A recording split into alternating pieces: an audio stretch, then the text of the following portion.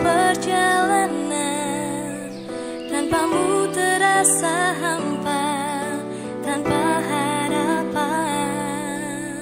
Kalau langkahku terasa berat, kalau hadirmu ku rasa jauh dari hidupku. Dengan cintamu ku dapat lalui segalanya. Meskipun aku jatuh, Karena tanganmu selalu menopang dalam hidupku. Kau cintaku, harapanku, penopangku, kekuatanku, Yesus Tuhan.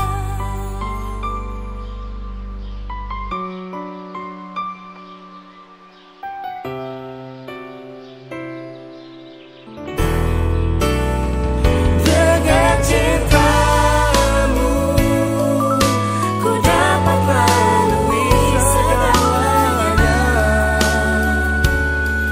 Meskipun aku jatuh, karena tanganmu selalu menopang dalam hidupku.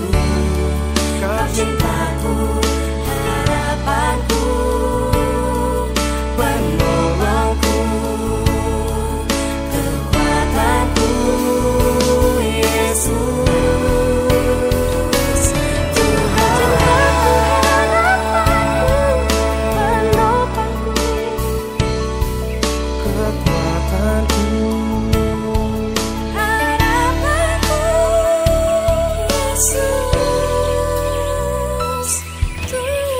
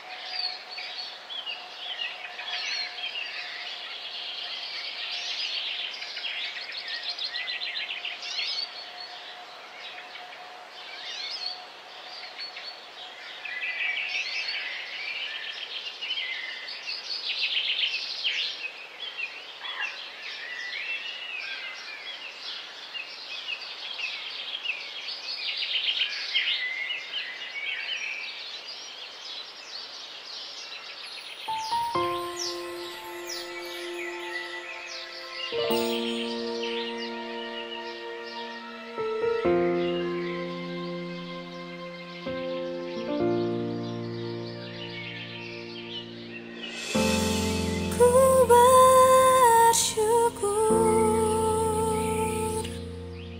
untuk tiap kesempatan ku dapat menyembahmu. Biarlah ku mengerti rindumu, oh Tuhan, hingga hatiku menyatu dengan hatimu.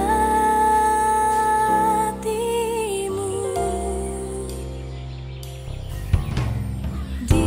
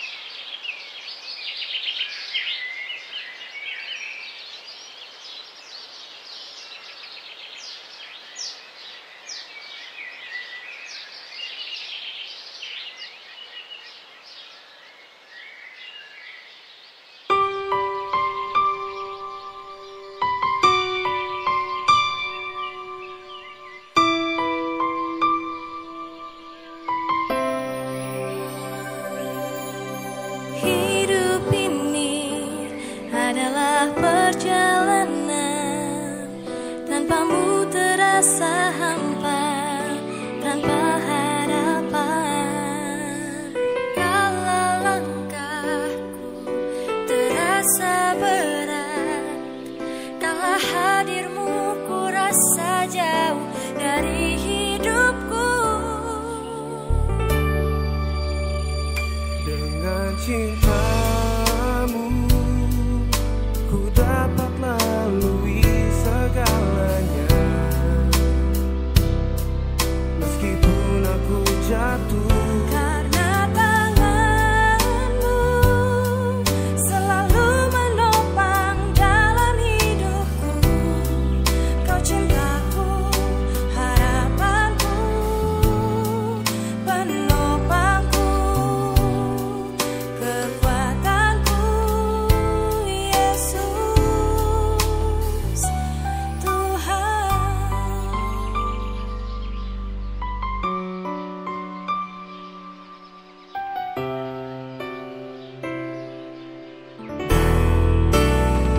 dengan cintamu Ku dapat lalui segalanya. Meskipun aku jatuh, karena tanganmu selalu menopang dalam hidupku. Kau cintaku, harapanku, penolongku, kekuatanku, Yesus Tuhan. Penopangku, kekuatanku. harapanku,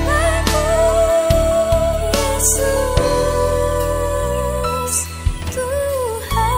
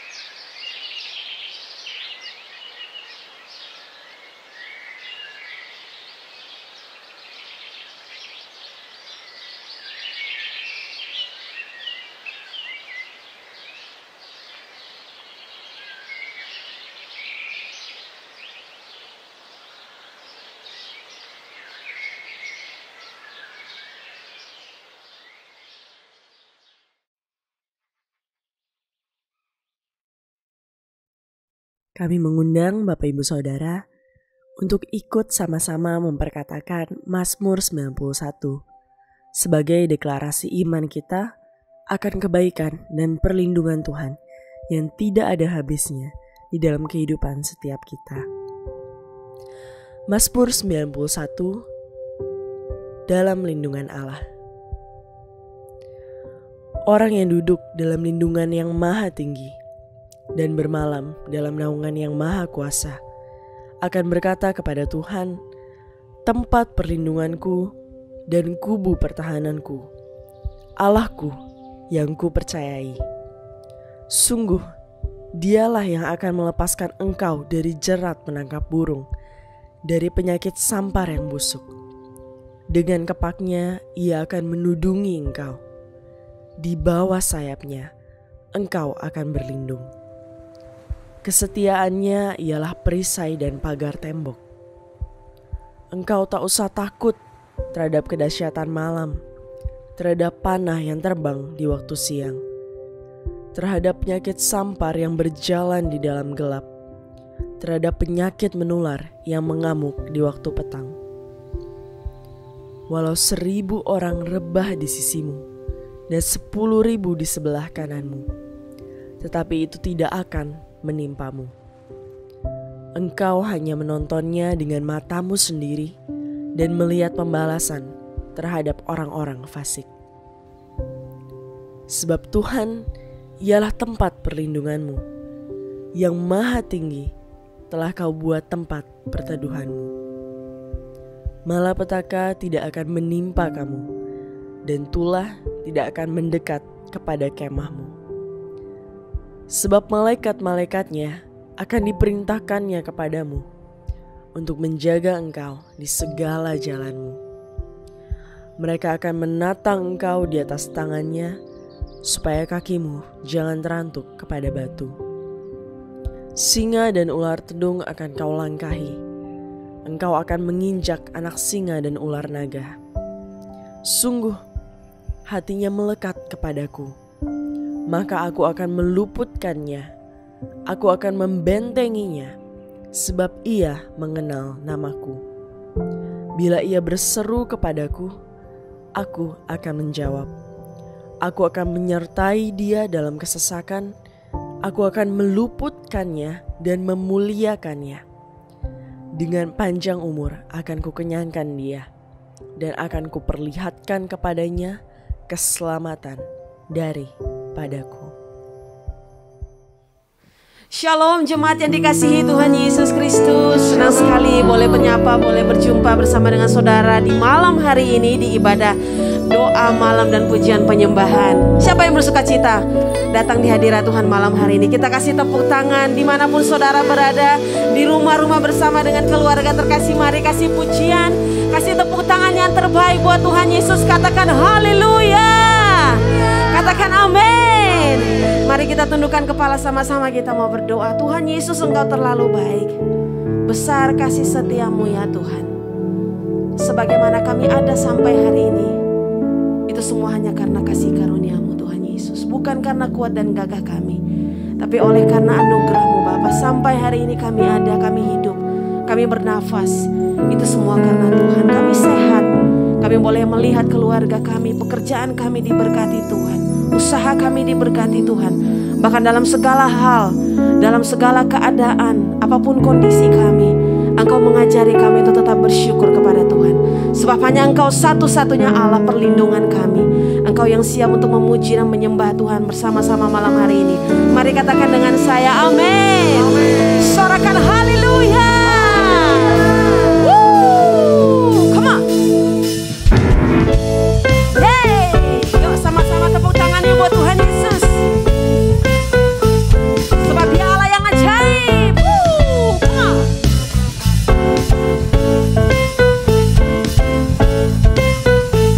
Mari bersama katakan, Yesus ajaib, Tuhanku ajaib, kasih-Nya ajaib.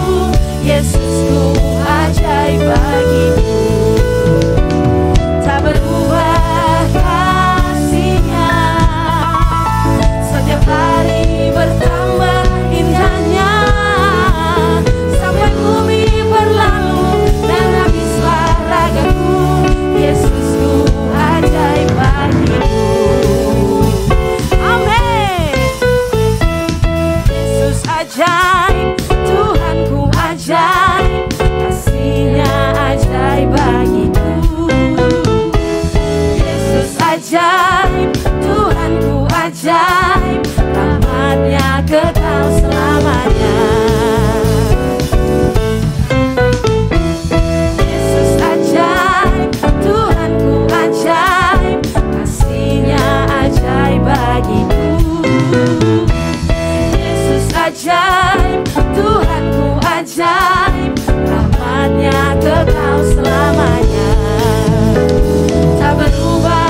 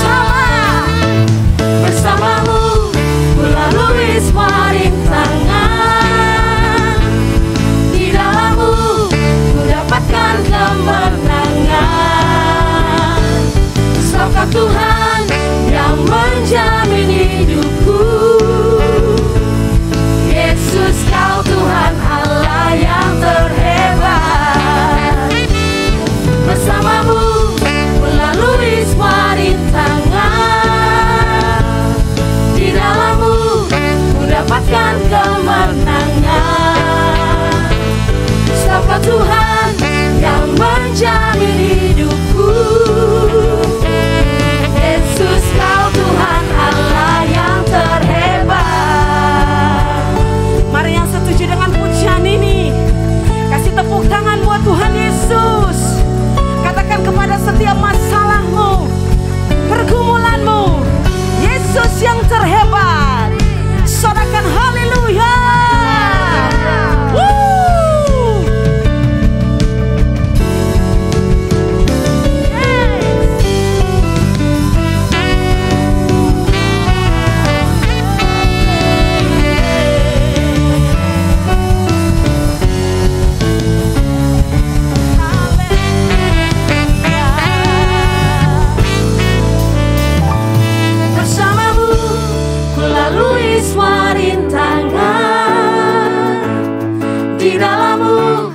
Dapatkan kemenangan. Sama Tuhan yang menjamin hidupku. Yesus, Kau Tuhan Allah yang terhebat. Amin. Bersamamu ku lalui semua rintangan. Di dalammu ku dapatkan kemenangan. Sama Tuhan yang menjamin hidupku. Yesus, Kau Tuhan Allah yang terhebat. Yesus, Kau Tuhan Allah yang terhebat. Yesus, Kau Tuhan Allah yang terhebat.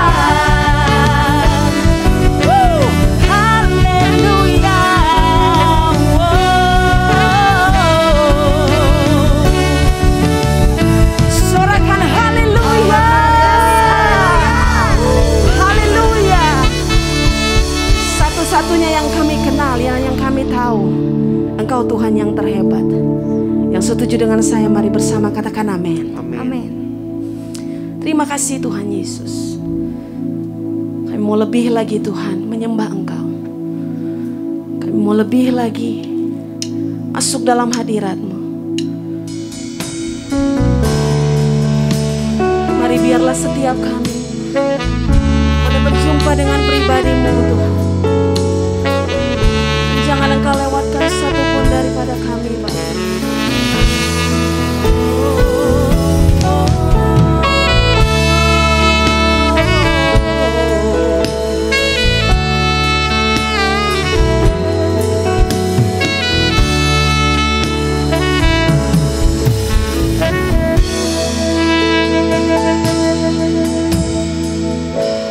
Jalan-Mu tak terselami,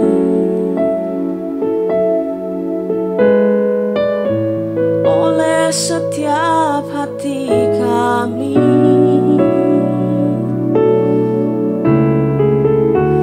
Namun satu hal ku percaya, ada rencana yang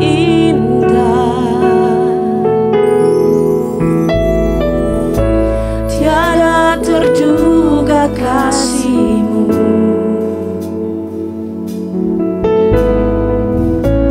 heran dan besar bagiku.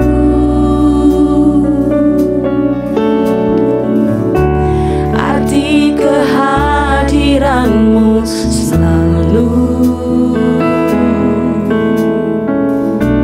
nyata di dalam hidupku. Penyertaan-Mu sempurna, rancangan-Mu penuh damai, aman dan sejahtera walau di tengah badai.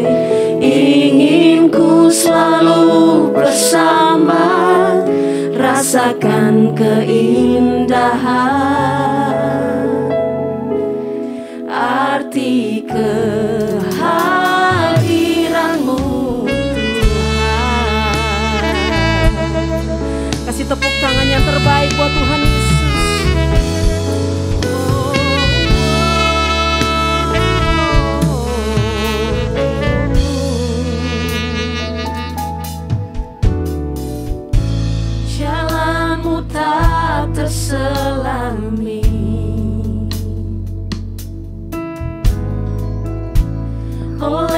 setiap hati kami.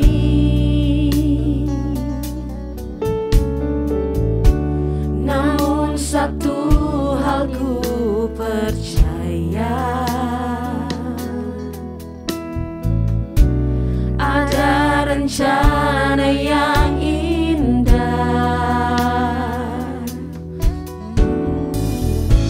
tiada terduga kasih-Mu. Amin. Heran dan besar bagiku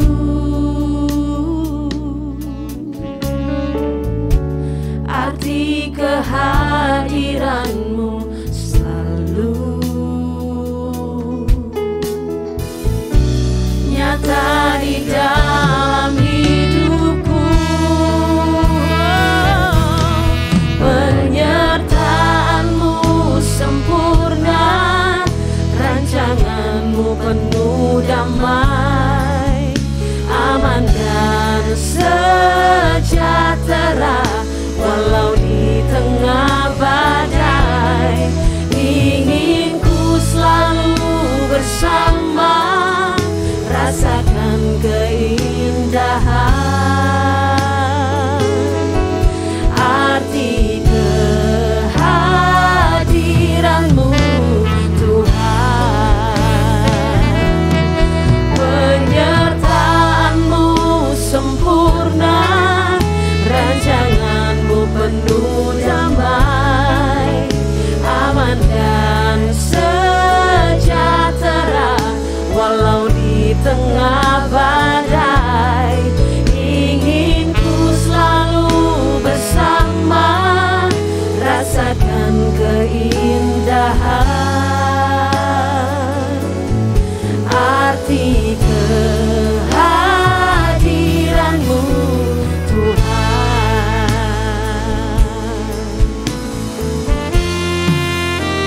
bersama katakan pujian.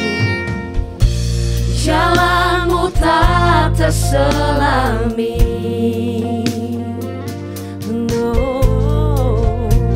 oleh setiap hati kami.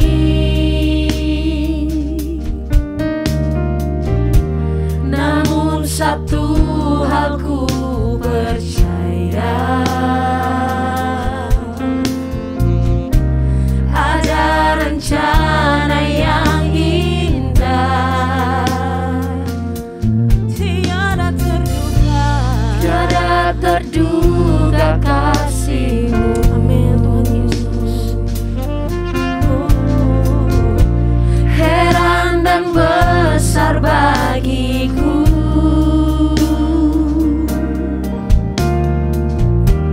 arti kehadiran-Mu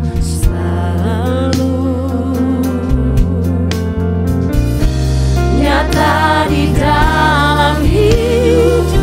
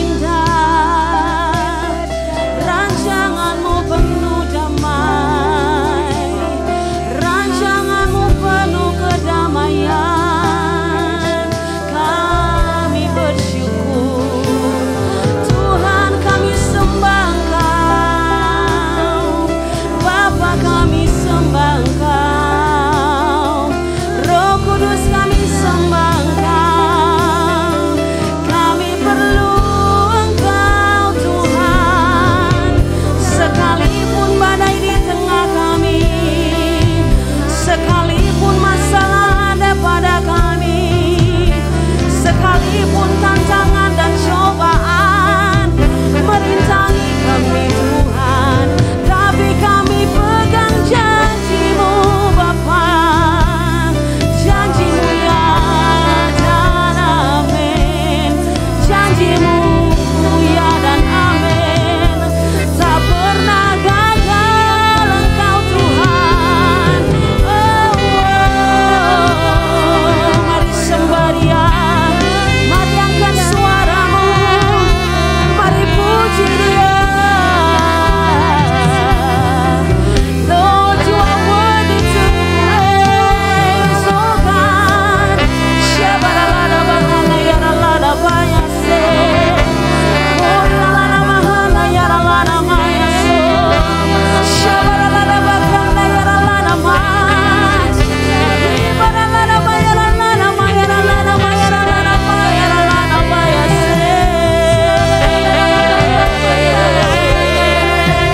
Hallelujah,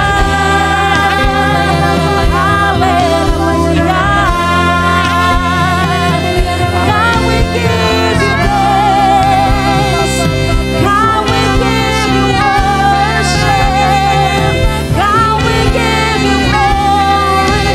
We give You honor. We give You praise.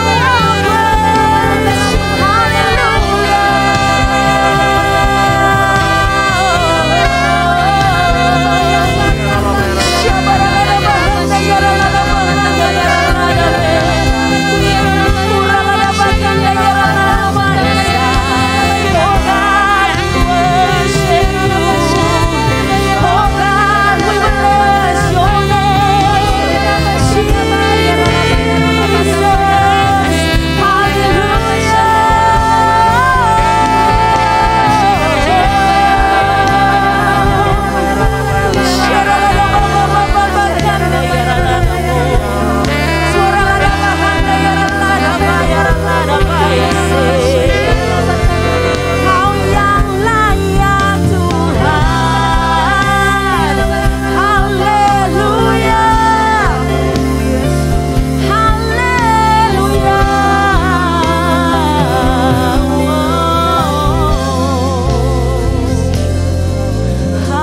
Haleluya. Engkau baik, sungguh baik selamanya. Bless the Lord, oh my soul, oh my soul. Worship His holy name. Sing like never before, oh my soul. I worship Your holy name. Mari umat Tuhan. Bless the Lord, oh my soul, oh my soul. Worship His holy name. Sing like never before, oh my soul. I worship Your holy name. Angkat kedua tanganmu, katakan, bless the Lord, oh my soul, oh my soul. Worship His holy name. Sing like never before, oh my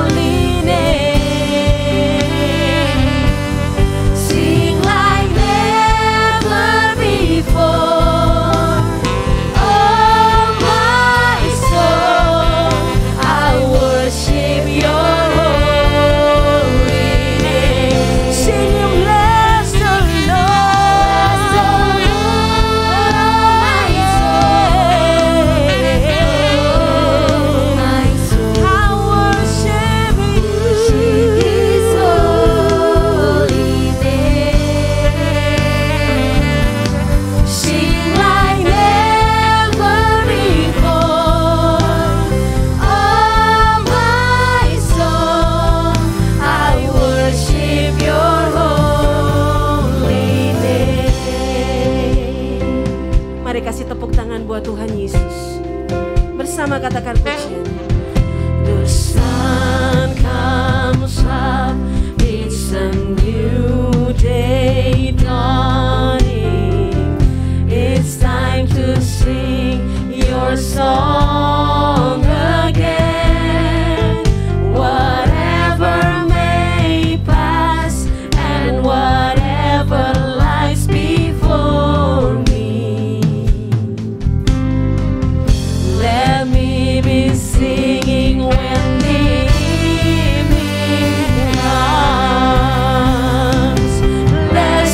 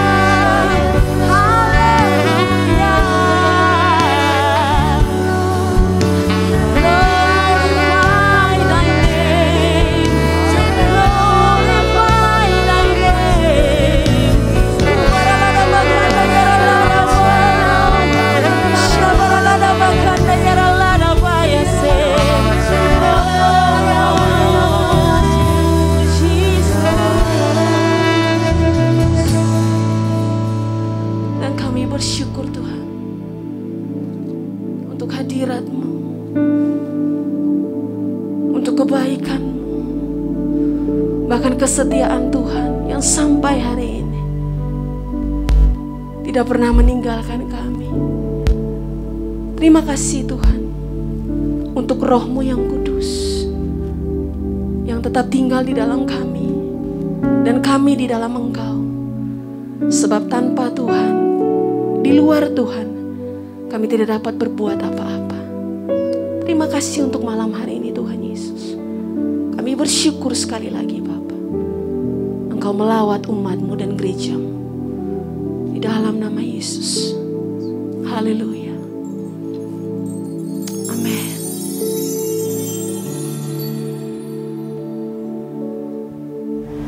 Shalom saudara, semoga Allah damai sejahtera menguduskan kita seluruhnya, dan semoga roh, jiwa, dan tubuh kita terpelihara sempurna sampai kedatangan Kristus Yesus Tuhan kita. Sebelum kita mendengarkan firman Tuhan, mari saya ajak kita sama-sama untuk berdoa terlebih dahulu. Tuhan Yesus, kami bersyukur buat kesempatan pada hari ini. Kami boleh memuji, kami boleh menyembah Engkau, dan sebentar kami akan dengarkan firman kebenaran-Mu. Kami percaya hanya firman-Mu lah yang sanggup mengubah hidup kami, memberi kami kekuatan yang baru, dan solusi untuk setiap masalah yang kami hadapi dalam hidup kami. Terima kasih Tuhan, kami siap menyambut firman-Mu. Hanya di dalam nama Tuhan Yesus kami berdoa, kami mengucap syukur. Haleluya. Amin. Amin. Saudara, hari ini saya akan bicara mengenai sebuah tema, yaitu hutang pembawa derita. Mungkin ada di antara saudara yang saat ini sedang terjebak di dalam hutang, terlilit dalam masalah hutang, sehingga kita bergumul dan bertanya-tanya bagaimana solusi untuk kita bisa lepas atau keluar dari masalah yang sedang kita hadapi. Tapi sebelum itu, mari sama-sama kita lihat apa kata firman Tuhan mengenai hutang. Yang pertama, Alkitab tidak pernah berkata bahwa hutang itu adalah dosa. Tetapi Alkitab selalu menganjurkan, selalu menyarankan, selalu menghimbau agar kita orang-orang percaya jangan kita berhutang kepada siapapun juga. Mari kita lihat di dalam kitab Roma pasal 13 ayatnya yang ke-8. Demikian bunyi firman Tuhan. Janganlah kamu berhutang apa-apa kepada siapapun juga, tetapi hendaklah kamu saling mengasihi. Sebab barang siapa mengasihi sesamanya manusia, ia sudah memenuhi hukum Taurat. Jangan saudara dan saya berhutang apa-apa kepada siapapun juga. Siapapun artinya bukan hanya manusia, tetapi juga kepada lembaga keuangan apapun juga. Alkitab menghimbau, mengingatkan, jangan saudara dan saya berhutang kepada siapapun juga. Karena hutang seringkali bisa menimbulkan konflik, pertengkaran, bahkan sampai ada orang yang sampai tega membunuh karena masalah hutang. Oleh karena itu Alkitab mengingatkan jangan saudara dan saya berhutang kepada siapapun juga. Alkitab juga berkata bahwa orang yang berhutang akan menjadi budak bagi orang yang memberikan hutang. Mari kita lihat dalam kitab Amsal pasal yang ke-22 ayat yang ke-7. Amsal 22 ayat yang ke-7. Demikian bunyi firman Tuhan. Orang kaya menguasai orang miskin, yang berhutang menjadi budak dari yang menghutangi. Jadi orang yang berhutang dikatakan menjadi budak dari yang memberikan hutang atau pinjaman. Lalu ada satu prinsip penting di dalam hutang adalah hutang harus dibayar. Saudara, ketika kita berhutang, memang kita belum jatuh di dalam dosa, tetapi akan menjadi jerat dosa ketika saudara dan saya yang berhutang tidak membayar hutang kita. Mari kita lihat di dalam Roma pasal 13 ayat yang ke-7. Dikatakan, bayarlah kepada semua orang apa yang harus kamu bayar. Pajak kepada orang yang berhak menerima pajak, cukai kepada orang yang berhak menerima cukai, rasa takut kepada orang yang berhak menerima rasa takut, dan hormat kepada orang yang berhak menerima hormat. Jadi Alkitab dengan tegas berkata, bayar kepada orang yang patut untuk kita bayar, termasuk hutang. Jadi orang-orang percaya ketika sedang memiliki hutang, pastikan kita bertanggung jawab untuk membayar hutang-hutangnya kita. Karena Alkitab juga berkata, orang yang tidak membayar hutang pinjamannya sama seperti orang fasik. Mari kita lihat di dalam kitab Mazmur pasal yang ke-37 ayat yang ke-21. Mazmur 37 ayat yang ke-21 berkata, orang fasik meminjam dan tidak membayar kembali. Tetapi orang benar adalah pengasih dan pemurah. Jadi orang fasik, mereka pinjam, tetapi mereka tidak bayar kembali. Oleh karena itu jangan sampai kita menjadi seperti orang fasik yang meminjam, tetapi kita tidak membayar kembali apa yang pernah kita pinjam. Oleh karena itu saudara, hutang akan menimbulkan sebuah masalah apabila kita tidak lagi memiliki kemampuan untuk melakukan pembayaran atas hutang kita. Makanya dikatakan hutang itu selalu ada bulan madunya. Kapan bulan madu hutang? Yaitu ketika kita mendapatkan pinjaman dan kita bisa membeli apa yang kita inginkan. Kita bisa menggunakan apa yang kita inginkan untuk kita gunakan. Tetapi akan menjadi padang gurun dalam hutang adalah ketika setiap bulan atau periode tertentu kita harus mencicil untuk melunasi hutangnya kita. Dan seringkali bukan hanya hutangnya saja, pokoknya saja, tetapi ada bunga yang mengikutinya. Sehingga kita perlu effort yang lebih untuk kita bisa bayar, lunasi sampai dengan hutang kita lunas. Oleh karena itu saudara, bagaimana kalau kita sudah terjebak di dalam hutang, terlilit dalam hutang dan kita tidak lagi punya kemampuan untuk melunasinya?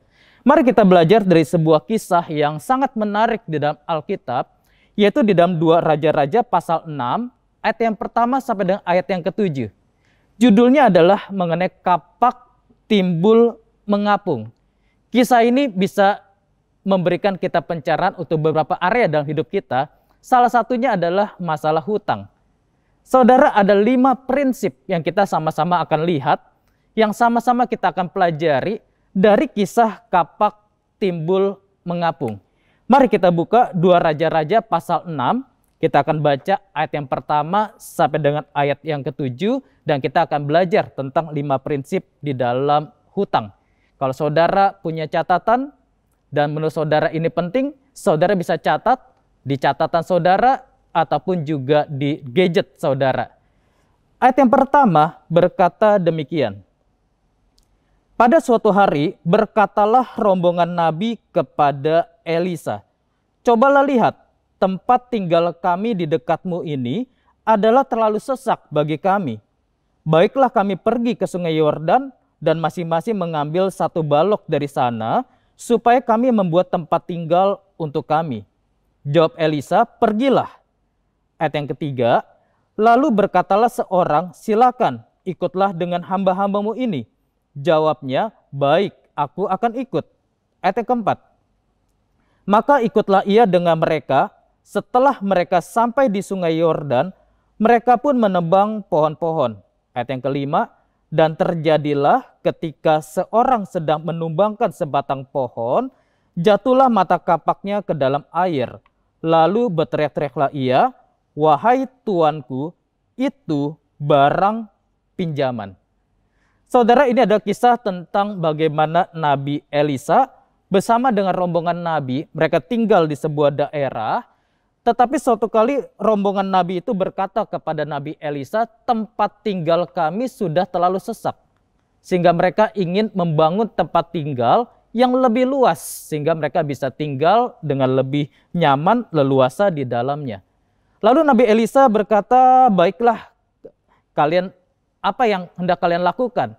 Lalu rombongan Nabi itu berkata, kami pergi ke sungai Yordan, ya, dan masing-masing kami mengambil 1 balok dari sana supaya kami bisa membuat tempat tinggal untuk kami. Lalu Elisa mengizinkan, boleh silakan kalian pergi ke sungai Yordan untuk mengambil 1 balok dan membuat tempat tinggal bagi kalian. Lalu ada seorang nabi yang berkata, "Nabi, ikutlah bersama dengan kami ke sungai Yordan." Lalu Nabi Elisa berkata, "Baiklah." Sehingga pergilah Nabi Elisa bersama rombongan nabi ini ke sungai Yordan. Lalu mereka mulai memotong, menebang pohon-pohon yang ada di sana. Sampai suatu kejadian ketika seorang sedang menumbangkan sebatang pohon, lalu jatuhlah mata kapak daripada orang itu ke dalam air. Lalu orang ini berteriak, "Wahai tuanku, itu barang pinjaman." Dari sini kita mengetahui bahwa kapak yang digunakan oleh salah seorang daripada rombongan nabi ini adalah kapak pinjaman. Tapi nabi ini pinjam kapak itu untuk apa? Untuk supaya dia bisa menebang pohon, melakukan usahanya, melakukan pekerjaannya, sehingga bisa mendapatkan penghidupan yang lebih baik, yaitu tempat tinggal yang bisa dibangun dari batang pohon yang ditebang oleh kapak tersebut, sehingga bisa memiliki tempat tinggal yang lebih baik. Prinsip pertama yang kita belajar dalam berhutang. Prinsip pertama adalah begini, saudara. Jangan berhutang untuk gaya hidup. Prinsip yang pertama adalah jangan berhutang untuk gaya hidup. Maksudnya apa? Karena saudara dan saya, kita ingin memiliki gaya hidup yang lebih baik, yang lebih nyaman, tetapi sebenarnya kita belum mampu sampai di pada gaya hidup tersebut, sehingga kita memilih kita berhutang. Kita pikir dan kita berhutang, kita dapat tambahan dana, dan kita bisa memiliki gaya hidup yang lebih baik dan yang lebih nyaman. Prinsip yang pertama dalam berhutang, jangan saudara dan saya berhutang hanya karena gaya hidup. Ibrani 13 ayat yang kelima berkata, "Janganlah kamu menjadi hamba uang, dan cukupkanlah dirimu dengan apa yang ada padamu. Karena Allah telah berfirman, aku sekali-kali tidak akan membiarkan engkau, dan aku sekali-kali tidak akan meninggalkan engkau. Cukupkanlah dirimu dengan apa yang ada padamu." Saudara, kita orang-orang percaya berkat Tuhan selalu cukup. Oleh karena itu, cukupkanlah diri kita dengan berkat yang Tuhan berikan pada hari ini buat hidup kita. Jangan berpikir ingin lebih, jangan kita karena gaya hidup melihat orang lain dan kita tergoda, terpancing karena keinginan untuk kita berhutang untuk memenuhi sebuah gaya hidup yang lebih baik.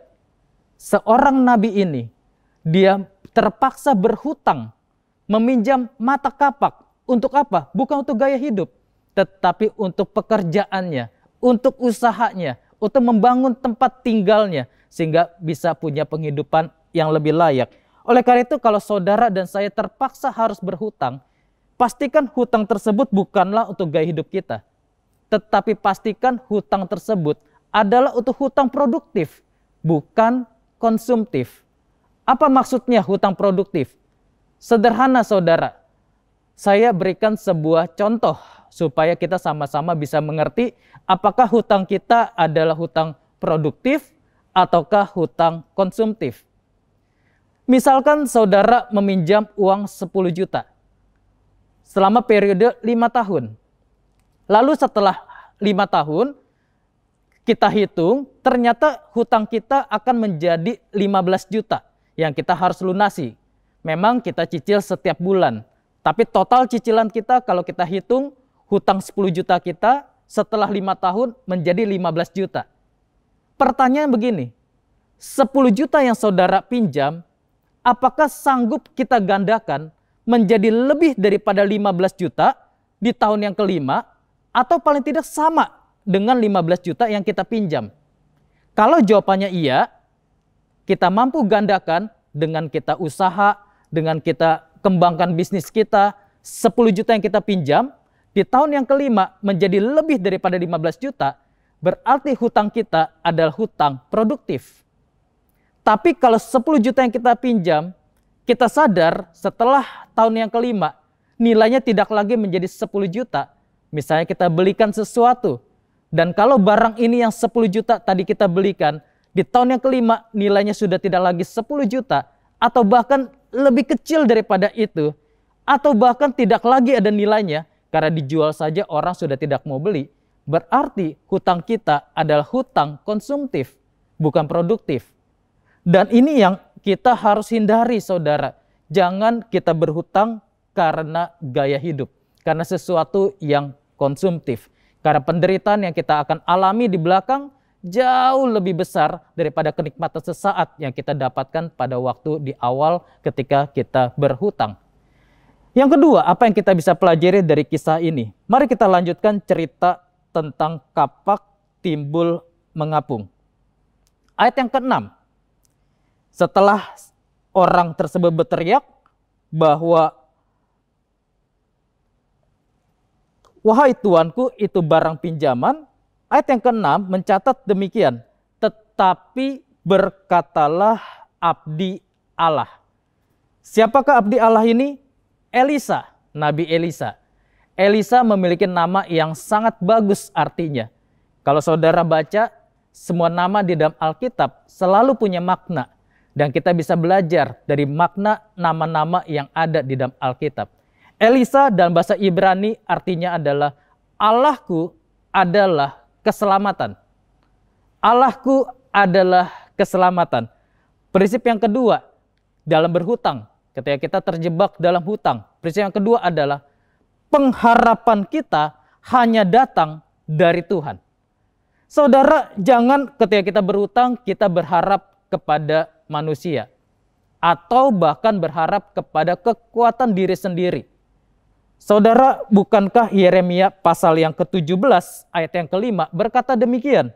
Beginilah firman Tuhan, terkutuklah orang yang mengandalkan manusia, yang mengandalkan kekuatannya sendiri, dan yang hatinya menjauh daripada Tuhan. Saudara, oleh karena itu pastikan saudara dan saya hanya berharap kepada Tuhan. Karena hanya dari Tuhanlah pertolongan kita datang. Benar, Tuhan bisa menggerakkan manusia untuk menolong kita. Bahkan Tuhan bisa mengutus burung gagak untuk memberi kita makan. Tapi jangan berharap kepada manusianya. Jangan berharap kepada burung gagaknya. Berharaplah hanya kepada Tuhan sebagai gunung batu pertolongan dan keselamatan kita. Suatu kali Daud ketika kembali ke kota Siklak, Daud dapati bahwa kota Siklak sudah terbakar. Yang lebih menyedihkan, istri, anak-anak, seluruh ternak hartanya dibawa oleh orang Amalek. Tetapi ada yang menarik ketika hal itu terjadi, Daud sangat terhimpit. Bahkan rakyat menangis begitu rupa. 1 Samuel pasal 30 ayat yang ke-6 mencatat demikian. 1 Samuel 30 ayat yang ke-6, dan Daud sangat terjepit karena masalah tersebut, karena rakyat mengatakan hendak melempari dia dengan batu. Seluruh rakyat itu telah pedih hati, masing-masing karena anaknya laki-laki dan perempuan. Perhatikan ayat yang selanjutnya, bagian selanjutnya. Tetapi Daud menguatkan kepercayaannya kepada Tuhan Allahnya. Saudara, ini penting. Dalam keadaan yang kejepit seperti apapun, jangan kita putus pengharapan kepada Tuhan. Jangan kita kecewa kepada Tuhan, kepada keadaan dengan bertanya, di manakah Tuhan di balik masalah yang sedang kuhadapi? Di manakah Tuhan ketika aku mengalami semua penderitaan ini? Tetapi jadilah seperti Daud, yang ketika keadaan sangat terjepit, tetapi Daud menguatkan kepercayaannya kepada Tuhan Allahnya.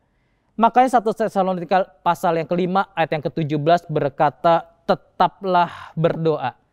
Penting untuk kita berdoa, tetapi jangan hanya cukup kita berdoa, tetapi tetaplah kita berdoa. Dalam segala keadaan kita percaya hanya dari Tuhanlah pertolongan kita akan datang. Mari kita lanjutkan pelajaran apa, prinsip apa yang kita bisa pelajari dari kisah kapak timbul mengapung. Kita kembali baca ayat yang ke-6. Tetapi berkatalah abdi Allah, kemana jatuhnya? Lalu orang itu menunjukkan tempat itu kepadanya. Nabi Elisa bertanya kepada orang yang berteriak, wahai tuanku, itu kapak pinjaman, kapaknya terjatuh.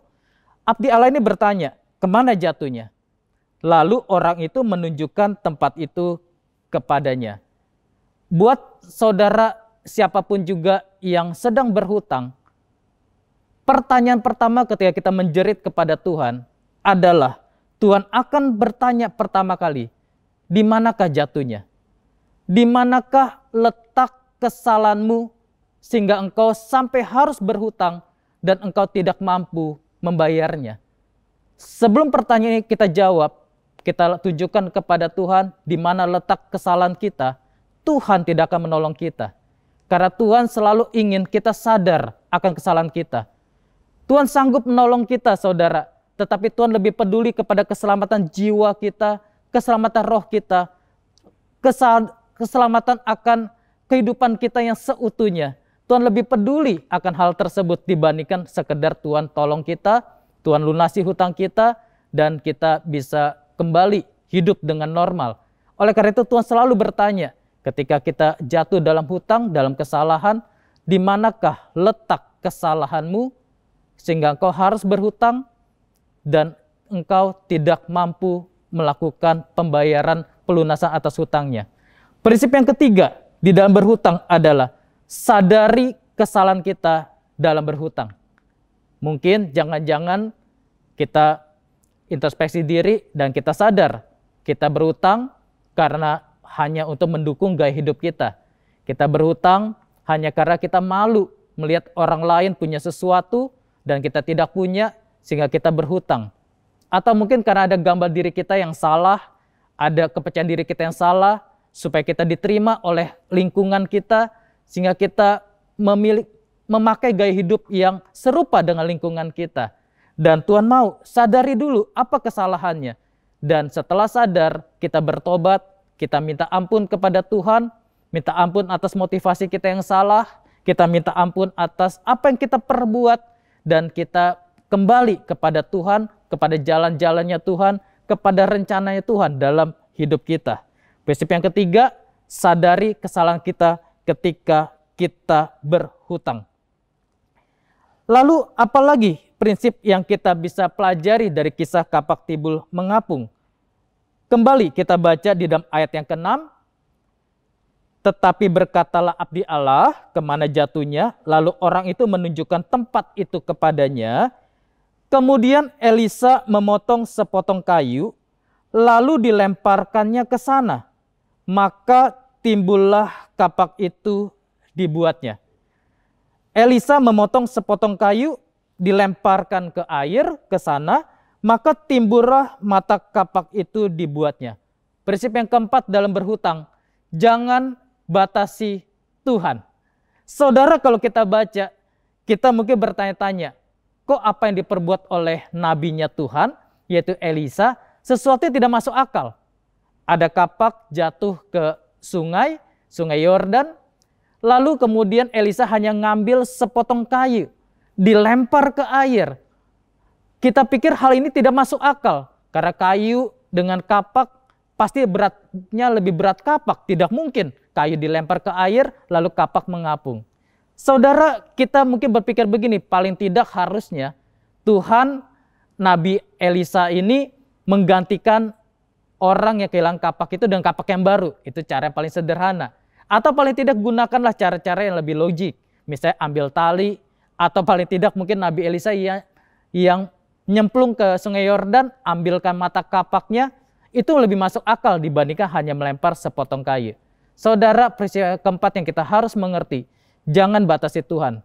Karena Tuhan punya selera humor yang sangat tinggi. Yang kita tidak bisa mengerti, saudara. Tetapi kalau itu dari Tuhan, walaupun hanya sepotong kayu, tetapi itu jauh lebih berharga untuk bisa menyelesaikan masalah kita. Oleh karena itu kita tidak perlu, saudara, minta emas daripada Tuhan. Kebanyakan. Kita tidak perlu minta permata daripada Tuhan. Terlalu mewah. Kita hanya cukup minta sepotong kayu saja. Asalkan itu dari Tuhan, itu lebih daripada cukup untuk menolong kita melewati permasalahan hidup kita. Oleh karena itu jangan batasi Tuhan. Kita tidak pernah tahu bagaimana cara Tuhan bekerja. Bagian kita adalah bertobat, sadar kesalahan kita, kenapa kita berhutang. Kita perbaiki hidup kita dan kita percaya Tuhan sanggup memberikan sepotong kayunya untuk menolong kita keluar daripada masalah hutang kita. Oleh karena itu saudara tetaplah berdoa, minta kepada Tuhan berikan sepotong kayu itu dalam hidup kita supaya kita sanggup keluar daripada permasalahan kita. Karena pada akhirnya pertolongan kita bukan berasal daripada manusia, pertolongan kita berasal hanya daripada Tuhan. Yang kelima, yang terakhir, prinsip apa yang kita bisa pelajari dari kisah kapak timbul mengapung. Ayat yang ke-7. Ayat terakhir di dalam peristiwa ini, lalu katanya, kata Nabi Elisa, ambillah. Orang itu mengulurkan tangannya dan mengambilnya. Pertanyaan saya, siapa yang mengambil kapak itu? Apakah Nabi Elisa ataukah orang yang kehilangan kapak tersebut? Jawabannya bukanlah Nabi Elisa, tetapi orang yang kehilangan kapak. Peristiwa yang kelima di dalam berhutang adalah kita yang lunasi hutang kita dengan kekuatan dari Tuhan. Saudara, ternyata Tuhan tidak hanya memberikan ikan kepada orang yang berdoa kepada Tuhan, tetapi Tuhan selalu memberikan kail untuk kita bisa memancing dan kita bisa menemukan kembali ikan kita. Makanya salah saudara kalau kita berpikir kita punya hutang, kita tidak sanggup lunasi, lalu kita berdoa, kita pikir Tuhan pasti tolong kita, dan kita berharap tiba-tiba Tuhan yang lunasi hutang kita. Tidak. Cara kerja Tuhan tidaklah demikian. Kita mungkin berharap tiba-tiba bank atau orang yang memberikan kita pinjaman menelpon kita dan berkata, selamat ya Pak, selamat ya Bu, hari ini hutang Bapak Ibu sudah lunas karena ada seseorang yang sudah melunasinya. Kita mungkin berpikir seperti itu, tetapi cara kerja Tuhan tidaklah demikian. Tuhan juga tidak bekerja dengan cara tiba-tiba kita buka pintu, lalu ada satu kardus yang ketika kita buka lalu isinya uang semua. Dan kita hitung ternyata cukup untuk melunasi hutang kita. Tidak. Mungkin mukjizat itu bisa terjadi, tapi cara kerja Tuhan tidaklah demikian. Mari kita lihat bagaimana cara kerja Tuhan. Ulangan pasal 8 ayat yang ke-18 bagian A. Berkata demikian, demikianlah firman Tuhan berkata, tetapi haruslah engkau ingat kepada Tuhan Allahmu, sebab dialah yang memberikan kepadamu kekuatan untuk memperoleh kekayaan.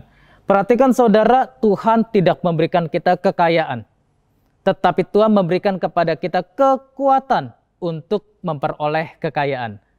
Tuhan tidak langsung melunasi hutang kita, tetapi Tuhan memberikan kekuatan kepada kita untuk kita sanggup kita sendiri yang melunasi hutang kita dengan kekuatan daripada Tuhan.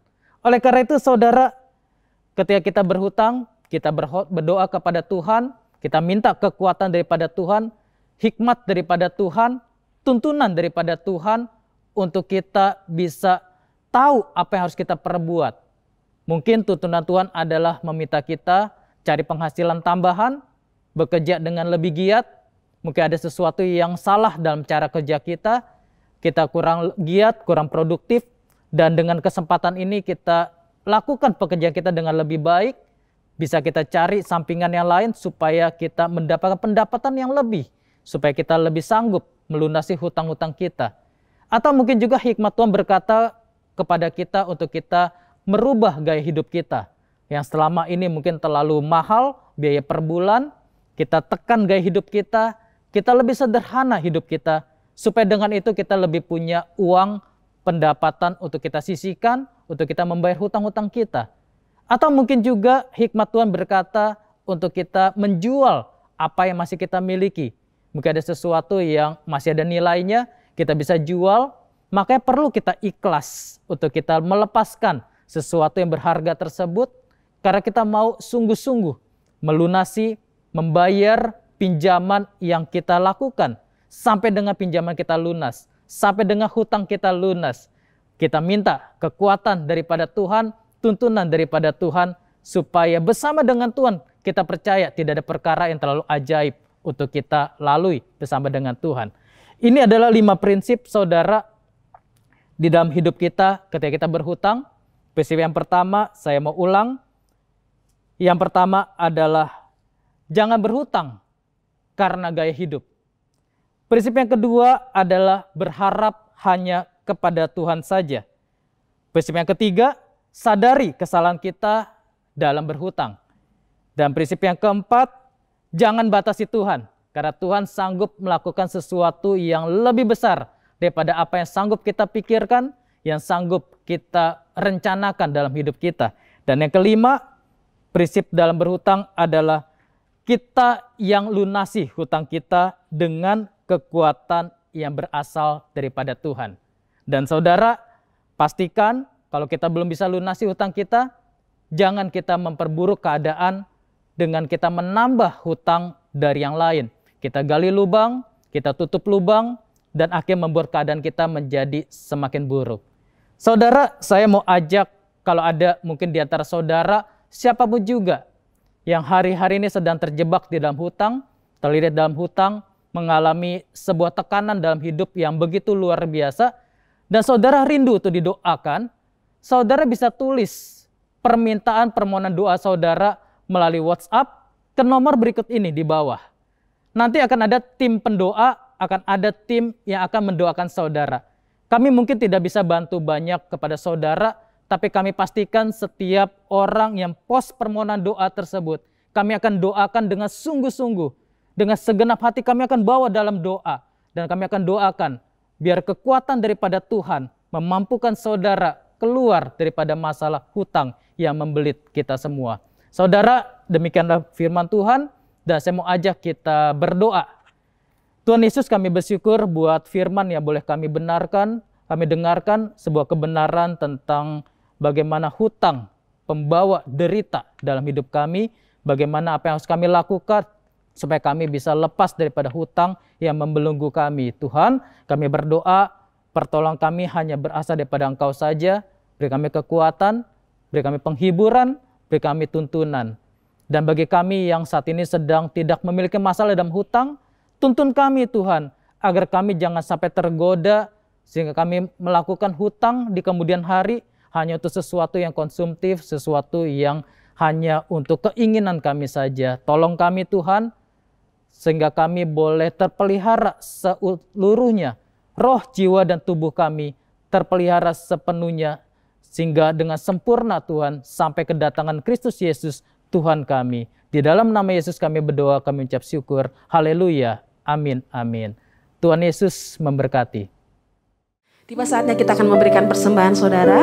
Saudara boleh melihat QR yang tertera di layar kaca saudara. Bisa dapat transfer lewat QR yang tersedia. Dan sebelum kita memberi, mari kita sama-sama berdoa.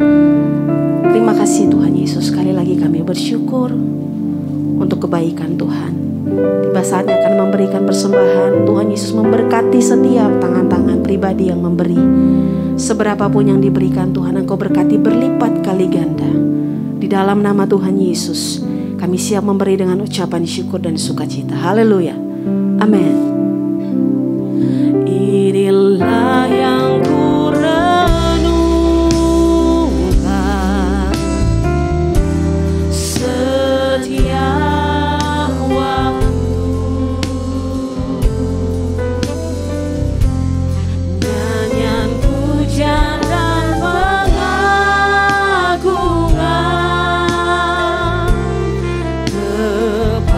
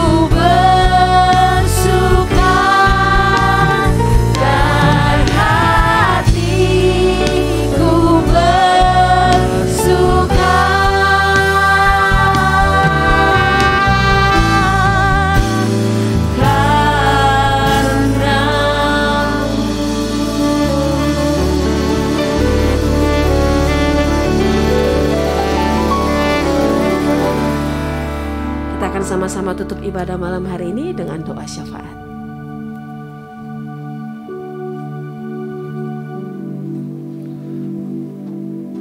Mari kita bersatu hati dalam doa. Tuhan, terima kasih Tuhan. Terima kasih untuk sepanjang hari ini Tuhan. Terima kasih bahkan untuk malam ini ya Tuhan. Kami bersyukur untuk anugerah-Mu ya Tuhan. Kau sungguh baik Tuhan. Biar apapun yang terjadi dalam hidup kami Tuhan. Apapun yang kami alami hari-hari ini Tuhan. Biar kami tetap berkata Tuhan. Tuhan, Kau tetap baik dalam hidup kami. Kau Allah yang baik dalam hidup kami. Bahkan ajar kami Tuhan. Ajar kami berjalan Tuhan. Di dalam jalan-jalan-Mu. Dan tuntunlah Tuhan setiap langkah kami ya Tuhan. Sebab kami percaya Tuhan. Karena bersama-Mu kami pasti menang Tuhan.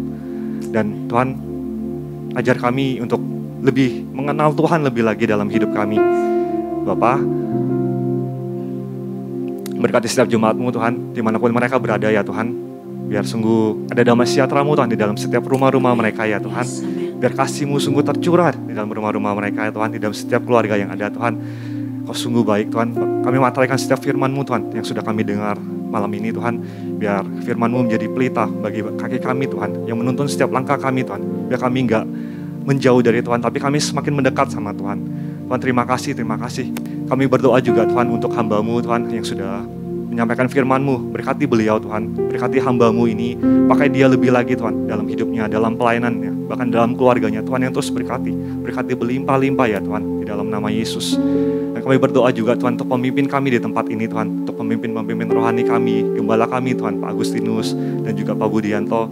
Tuhan, berkati mereka ya Tuhan, berkati pemimpin kami ini, berikan kekuatan, berikan kesehatan yang baru untuk mereka setiap harinya Tuhan, biar mereka terus bisa berjalan bersama Tuhan. Bahwa mereka Tuhan semakin mendekat kepada Tuhan, semakin dengar-dengaran dengan isi hati Tuhan, biar semakin hari mereka terus Tuhan pakai dahsyat dan ajaib. Terima kasih Tuhan, terima kasih. Bahkan kami berdoa juga Tuhan untuk kota kami Tuhan, Jakarta. Tuhan, kami lepaskan berkat atas kota kami Jakarta. Berkati kota kami ini Tuhan. Berkati Tuhan, kami rindu Tuhan. Sungguh biar pemulihan boleh terjadi Tuhan atas kota kami Jakarta Tuhan. Bahkan atas bangsa kami Indonesia Tuhan. Kami minta Tuhan, kami minta kebangunan rohani itu Tuhan. Biar itu sungguh boleh terjadi atas bangsa kami di dalam nama Yesus. Tuhan, sekali lagi kami berdoa Tuhan. Kalau hari ini mungkin COVID sedang naik Tuhan. Tuhan, berikan damai sejahtera-Mu Tuhan untuk setiap anak-anak-Mu, bahkan orang-orang Tuhan yang sedang terpapar. Tuhan, Kau yang jagai mereka, Tuhan yang pulihkan, Tuhan yang sembuhkan mereka Tuhan, di dalam nama Yesus. Terima kasih Tuhan, terima kasih Tuhan. Sebentar kami akan berpisah Tuhan, kami mau siapkan hati kami mau terima berkat yang terbaik daripada-Mu.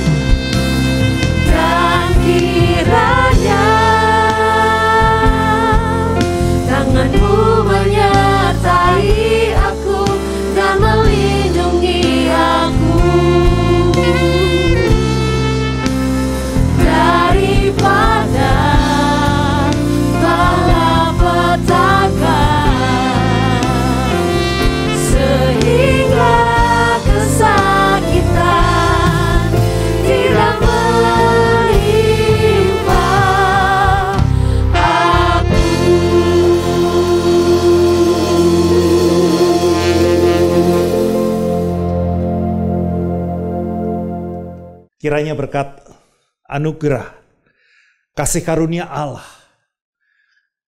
yang selalu saya percaya. Berkat-Mu selalu berlimpah-limpah Tuhan Yesus. Selalu berlimpah-limpah. Selalu cukup, bahkan berlimpah. Berkat yang sama, berkat yang seperti itu. Tercurah atas kita semua. Atas rumah tangga kita, atas kesehatan kita. Bahkan atas pekerjaan, bisnis, apapun yang kita kerjakan hari-hari ini. Semuanya ada dalam berkat perlindungan anugerah Tuhan. Dalam nama Tuhan Yesus Kristus. Haleluya. Amin. Amin. Tuhan memberkati.